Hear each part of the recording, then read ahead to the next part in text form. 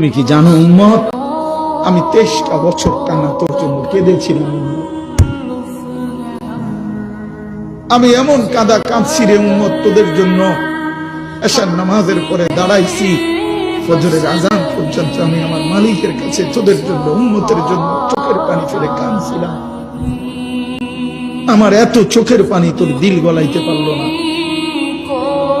আমি তায়েফের পাথরের আঘাতে আমার পিঠটা চালনির মতো ছিদ্র ছিদ্র হয়ে গেছে রক্তে।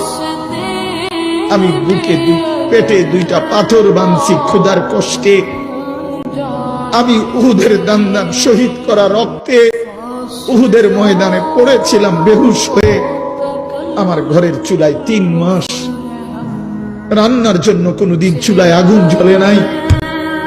আমার এত চোখের পানি, এত রক্ত, এত ক্ষুধার কষ্ট, কিছুই তোর মন গলাইতে পারলো না, তোরে সেজদা দিতে পারলো না।